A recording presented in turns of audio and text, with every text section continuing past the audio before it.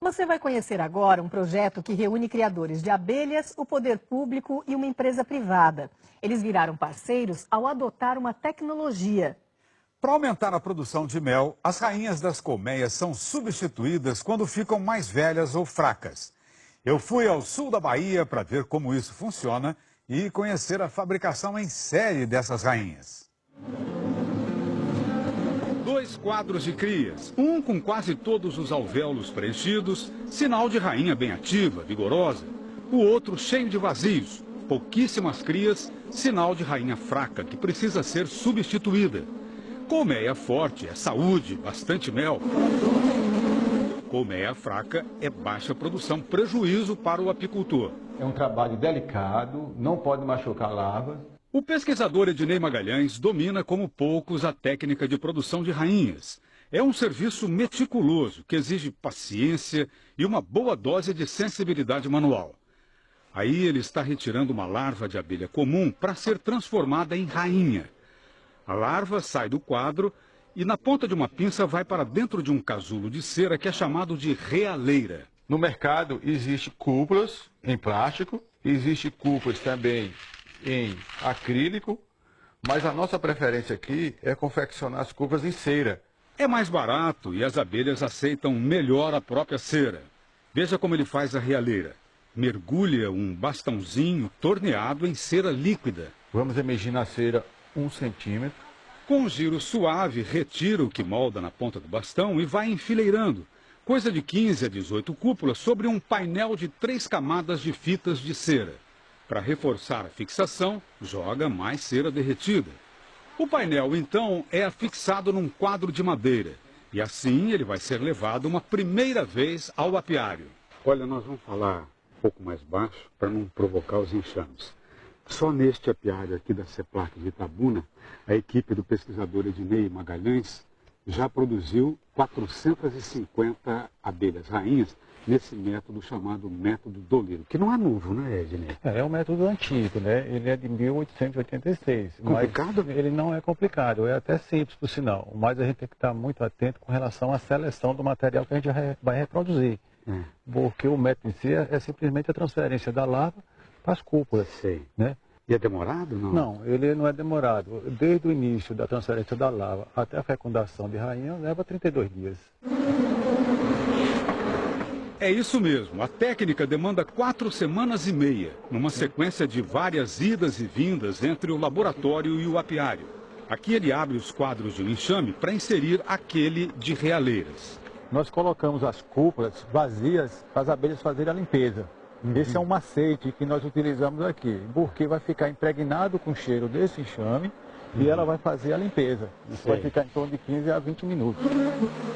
Passado o tempo de limpeza e impregnação, o quadro de realeiras é levado de novo ao laboratório para o que você viu no começo da reportagem. Pegar as larvas dos alvéolos naturais e passá-las para as cúpulas de recria. Larvas que vieram, obviamente, de um enxame sadio, selecionado por critério de produtividade, mansidão e bons hábitos de higiene. E agora, já com as larvas, as realeiras voltam ao enxame.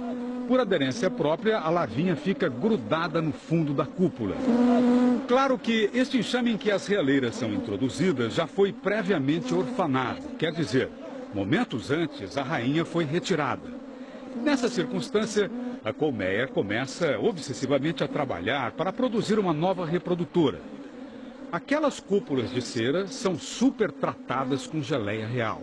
Um alimento produzido pelas jovens abelhas operárias, muito mais rico do que o próprio mel, que vai ser a principal fonte de energia da abelha rainha durante toda a vida. Depois, as cúpulas são caprichosamente fechadas assim, formando um casulo enorme, já que a rainha chega a ter de 3 a 4 vezes o tamanho de uma abelha comum. 8 dias depois, os casulos reais são retirados da colmeia para mais uma visita ao laboratório.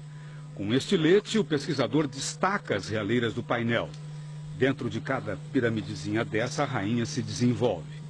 E olha que interessante, previamente também, pequenas caixinhas de madeira já foram modeladas assim. Num dos círculos vai a pasta candy, um alimento à base de açúcar e mel. Na outra ponta é acomodado o casulo, de modo que assim que nascer, a rainha já possa se alimentar. Na verdade, isto é uma gaiolinha. Por quê? No processo natural, a primeira rainha que nasce destrói todas as outras realeiras. Neste quadro, elas podem ficar uma ao lado da outra com segurança. E é desse jeito, assim, que são levadas de volta ao apiário para completar o ciclo de maturação da larva. Mais 8 dias. Acompanhe aí a rainha nascendo. Que perfeição! Assim que acontece a eclosão, a rainha é trazida de volta uma última vez ao laboratório. Agora, para a marcação. Isso é uma convenção internacional. Todos os países que criam rainhas, abelhas selecionadas, é marcado com a cor do ano. Então, o ano terminado em 7 leva a cor amarela. É em gaiolinhas assim, junto com as damas de companhia, que as abelhas rainhas produzidas no apiário da CEPLAC de Itabuna são distribuídas aos pequenos produtores rurais. Se o destino é distante, podem ser mandadas pelo correio, em caixas adaptadas. Em regiões mais próximas, como é o caso da entrega que nós vamos acompanhar, elas são mandadas desse jeito. Município de Guaratinga, divisa da Bahia com Minas Gerais.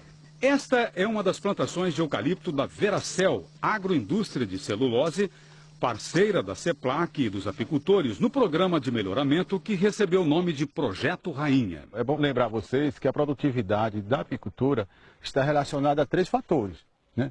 Que é a genética da rainha, né? Tem que ter uma boa genética, está relacionado com o ambiente e relacionado com o bom manejo. Ednei Magalhães está aí distribuindo uma nova leva de rainhas para um grupo de apicultores que tem permissão para instalar as caixas no entorno das florestas comerciais, se beneficiando tanto do pasto apícola dos eucaliptos, como da vegetação nativa que cresce no entorno deles, como este pequeno arbusto que dá um mel precioso, o velame. Depois da introdução da rainha no apiário, qual o período dela que deve se conservar? Essas rainhas, ela chega no pico máximo de produção de ovos com 1 ano. E aí ela começa a declinar. A introdução de uma nova rainha cria um momento de expectativa. Primeiro porque o enxame vai ser privado da rainha antiga e pode não aceitar a que vai ser, digamos, enxertada. Olha aí, ele rasga o retângulo do quadro de crias. Nas primeiras 24 horas, a nova ainda permanece dentro da gaiolinha. Só depois que a colmeia deixa de estranhar os cheiros, os feromônios, é que a substituta pode ser liberada. Veja aí os primeiros passos dela solta. O apicultor tem que ficar atento, pelo menos nos próximos 2 dias, para se certificar de que não houve rejeição. E para aproveitar a potência de reprodução, já fazer a divisão da família, multiplicando seus quadros. De um enxame, podem fazer 2, que vão ser enxertados com as rainhas criadas em laboratório. Aqui nós fizemos várias coisas de uma vez só. Nós trocamos as rainhas que eram muito defensivas por rainhas mais mansas. Essas rainhas mais mansas também são altamente produtivas, né, mais do que as que estavam. E também dividimos o enxame em 2. Então o produtor, em vez de ter um enxame, ele ganhou mais um, com a rainha que ele recebeu da CEPLAC. Uma rainha nova chega por 3.000 ovos por dia. Rapidamente, o enxame fica numeroso, chegando a 60, 70 mil indivíduos. A produtividade, é claro, também se multiplica. Nós acompanhamos a colheita da florada do velame em apiários com rainhas trocadas 1 ano atrás. Olha só, transbordando de mel, até saindo do quadro. É uma mudança muito grande, mudou a realidade. A gente saiu daquela questão da informalidade e passou a aderir tecnologia. Do presidente da Associação dos Apicultores, ouvimos que o Projeto Rainha profissionalizou a atividade na região. Quem produzia 20 quilos, hoje está alcançando até 70 quilos de mel por colmeia. O que muda na apicultura é a rainha. A rainha, ela realmente, por ser nova, ela já aumenta 30%. E com a introdução de cera, manejo e florada, a produção é muito grande, então está incentivando a gente a produzir mais e as pessoas mudando o padrão de vida. Quando eu comecei, eu não tinha nada, né? O Joselito Andrade começou com 10 colmeias, hoje tem 150. Só tinha uma moto, agora tem caminhonete, galpão. Nesta safra, a sua expectativa é colher quantos quilos de mel? Eu estou fazendo, até o momento, só no velame, eu estou com 3 toneladas. Mas vai começar o eucalipto, minha perspectiva é ir para umas 7 a 8 toneladas. Praticamente não havia apicultura. A apicultura trouxe para Guaratinga um dinheiro com que a economia do município sequer contava, diz o presidente do Sindicato dos Produtores Rurais, Jorge Brito, estimando os reais que o mel vai trazer para cá. Estamos aqui com 40 toneladas de mel, é a nossa perspectiva. Mas já temos um planejamento já elaborado para os próximos 5 anos a gente atingir 150 toneladas. Só para você ter uma ideia, Nelson, isso significa quase 2 milhões de reais no preço de hoje na mão desses produtores. Num contexto de agronegócio em que o Brasil é campeão em tantos setores, isso pode parecer pouco. Mas essa mudança que ocorre no sul da Bahia, muito menos pelo valor bruto de produção, importa mais é pela parceria costurada entre pequenos produtores, poder público e empresa privada. A reflorestadora tem 60 mil hectares de eucalipto espalhados por 10 municípios. Macacões, kits de trabalho e trânsito livre para esse imenso pasto apícola é o que a companhia oferece. Em troca, ganha uma boa e sorridente vizinhança. Estou vindo de um ano de seca que eu produzi 200 quilos ano passado e com a expectativa de chegar a ter 2 toneladas esse ano, com poucos enxames, então, a gente para as paredes.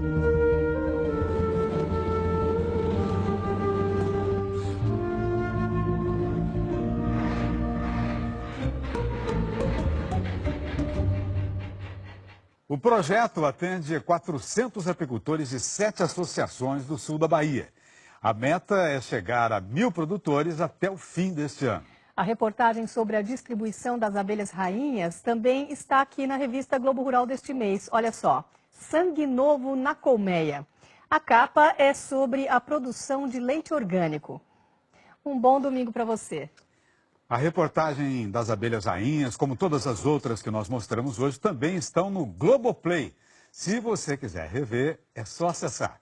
Bom dia, até domingo que